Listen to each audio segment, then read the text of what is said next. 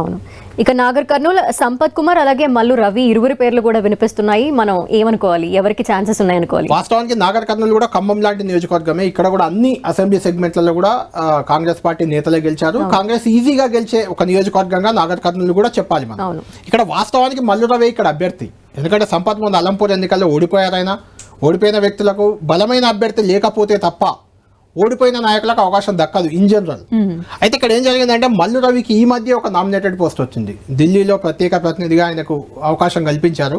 అలా nominated post రావడం వల్ల మల్లు రవిని ఆ పోస్ట్ తప్పించారు, ఎంపీ పోటీ నుంచి తప్పించారు అనే ఒకటి. రెండోది ఈక్వేషన్, అంటే ఎస్సీ నియోజకవర్గం కాబట్టి ఇది ఎస్సీ నియోజకవర్గాల్లో రెండు ప్రధానంగా ఉంటాయి, మాల, మాదిగ. ఆ ఈక్వేషన్స్ తెలంగాణలో మొత్తం 3 ఉన్నాయి: పెద్దపల్లి, నాగర్ కర్నూల్, వరంగల్.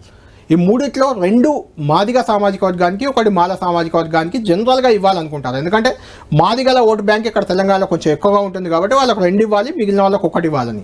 అలాంటి ఈక్వేషన్స్ నేపథ్యంలో సంపత్ కుమార్ ఇక్కడ మాదిగ సామాజిక వర్గం కాబట్టి, అంటే అద్దంకి దయాకర్ మాల సామాజిక వర్గానికి వస్తారు కాబట్టి ఆ ఈక్వేషన్స్లో సంపత్ కుమార్ పేరు ప్రధానంగా చర్చకు వస్తుంది. నాకు నామినేటెడ్ పోస్ట్ ఇవ్వడం కూడా ఒక కారణమవుతుంది.